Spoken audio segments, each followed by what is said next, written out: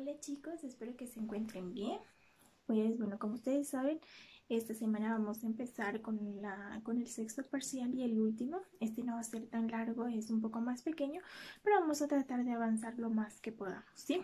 Entonces, como primer tema del sexto parcial, está en la página 110. Entonces, habrá su libro en la página 110 y que es la intencionalidad comunicativa. Y para esto, bueno, primero tenemos que resolver el primer ejercicio que tenemos en esta página, que es establecer dos diferencias entre el texto A y el texto B. Usted va a leer el texto A y va a leer el texto B, ¿sí? Entonces me va a decir, ¿qué me informa el uno? ¿Qué me informa el otro? ¿Cómo empieza el uno? ¿Cómo empieza el otro? ¿Sí?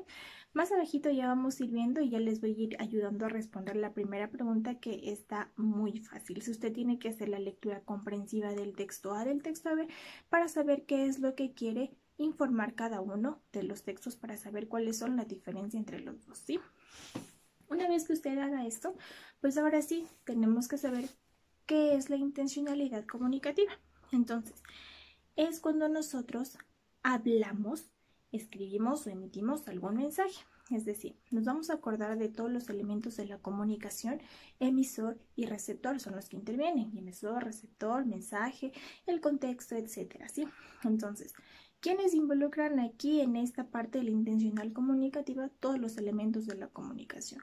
Yo como emisor quiero dar o emitir un mensaje para que el receptor lo analice, lo sintetice, etcétera, y sepa qué es lo que yo quiero transmitir, ¿sí?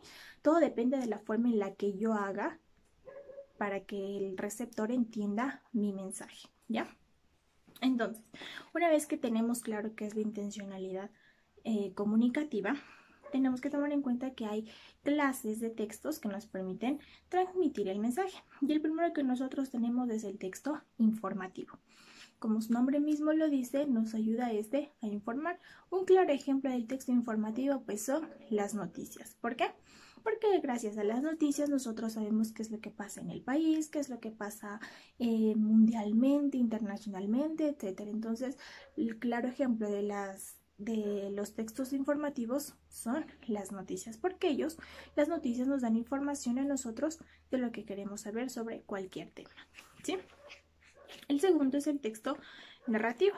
Acordémonos que el texto narrativo pues son aquellos que nos cuentan una historia, ya sea verídica, ya sea ficticia, etc. Y la característica esencial de los textos narrativos es que siempre empiezan con había una vez, hubo una vez, etcétera, etcétera. Entonces, ya sabiendo el texto narrativo, sabemos qué tipo o clase de texto es el texto B del primer ejercicio, ¿sí? Entonces, eso tiene las características, tiene esa característica el texto narrativo.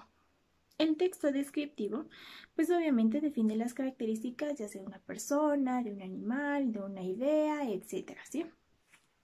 Este tipo de textos nos ayuda a nosotros a profundizar tanto al emisor, que es el que está observando lo que quiere describir, ¿sí? Para dar una buena información al receptor y que éste sepa de qué clase de idea, de cosa está hablando el emisor.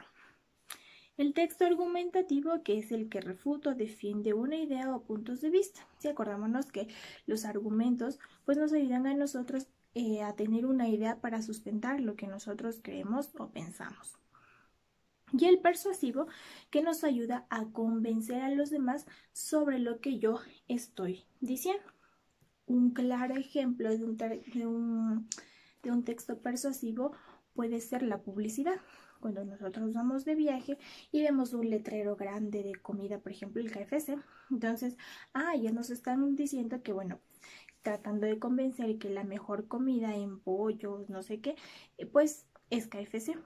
Otro claro ejemplo de los textos persuasivos es cuando una persona se está lanzando a la presidencia o a la alcaldía de una ciudad. ¿Qué es lo que pasa aquí? Ellos realizan su discurso y están tratando de persuadir a las personas de que él es el mejor candidato y el que les conviene. Ya sea que al final cumpla o no lo que dijo, pues es un texto persuasivo porque está tratando de convencer a la audiencia, ¿sí? Bien, entonces, una vez que está claro eso, tenga presente todo esto para que usted el día de mañana pueda realizar la tarea que les voy a dejar. Cualquier duda, cualquier pregunta, no duden en escribirme en el chat.